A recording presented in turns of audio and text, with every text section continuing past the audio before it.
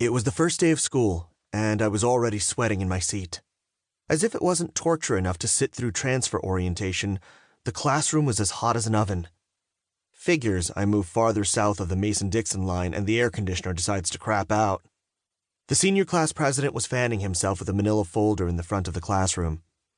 He was about to introduce us to our buddies, student government leaders and athletes, clearly, who would be showing us around the school. I scanned the lineup. Not the cute one. Anyone but the cute one.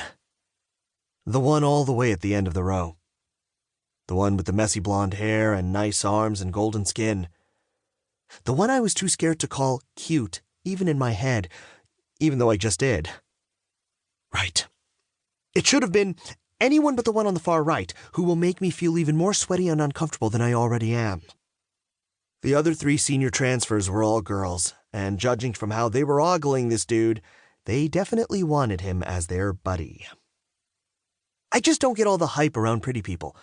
I get why they exist, for meet-cute purposes, for magazine spreads, but they're just so stressful to be around. Who needs that kind of stress in their life? Not me. Not him. Anyone but him. I imagined the Sorting Hat whispering in my ear, "Not him, eh? Are you sure?" "Yes, you pretentious hat, I'm sure. If you can save Harry from Slytherin, you can save me from having to spend the next hour with this annoyingly handsome jock." Not him, not him, not him. The Sorting Hat did not have my back. His name was Jackson Preacher. He looked right through me when the president said our names together. When we met, his hello was like walking straight into a brick wall. While everyone else's buddies enthusiastically asked them questions, Jackson and I just stood there with our hands in our pockets. He was just as stoic as he took me to my locker, walked me through the main hall, and past all the classrooms. "This is the library," Jackson mumbled when we passed the library, which was marked in big bold letters, "Library." He didn't really have much to say, and I didn't really have much to ask. What did it matter anyway? 1 year at this new high school and I'd be out. That was half the reason why I didn't hate the idea of moving. My dad's new job came with a higher salary, which meant we could afford out-of-state tuition for college. In a year, I'd be somewhere far away. In a year, I could start being myself. That had always been my dream. It was the only reason I didn't fight as hard as my sister about the move. At the end of the tour, when I assumed Jackson would resume his God-given right as a jock to ignore me for the rest of the school year, he said, "Well, that's it. Let me know if you ever need a hand with anything around here." I cocked my head back. Seriously? He didn't strike me as the hand-offering type. Is that a real offer? Jackson looked off to the side. He shrugged. "They make you say that, don't they?" I said.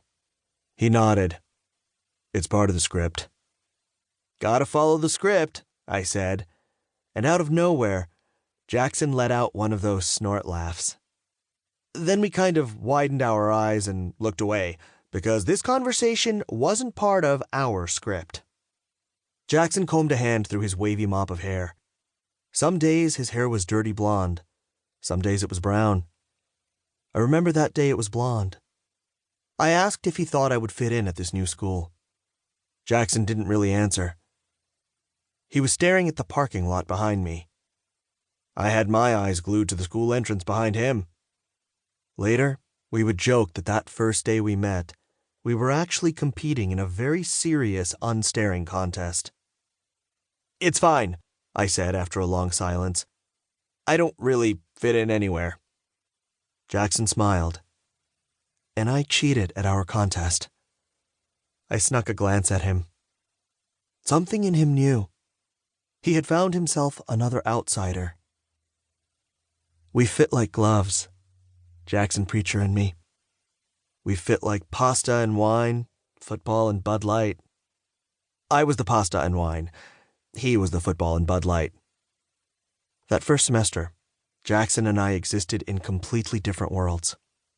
As much as we crossed paths, we never really talked. He flew in the stratosphere of athletes and popular kids. I flew under the radar. I just didn't see the point in going through the social acrobatics of making friends when I was only going to be at that school for 8 months. Still, we kept playing our unstaring contest in the halls whenever we passed each other. There was something lingering from that tour, and it was going to take a seismic shift to get it out. That seismic shift happened right before Thanksgiving, when our football team lost the last game of the season. I was driving home after the game and stopped by 7-Eleven to pick up some salt and vinegar chips when I found Jackson sulking in the parking lot. I thought about just walking inside like I didn't see him, but he had dirt marks all over his face, a dried-up river of tears running down his cheeks. He was vulnerable. So I said, "Need a hand?"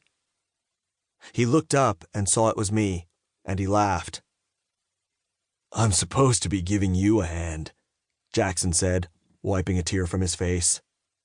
"Screw the script," I said. He looked at me differently after those words slid out of my mouth.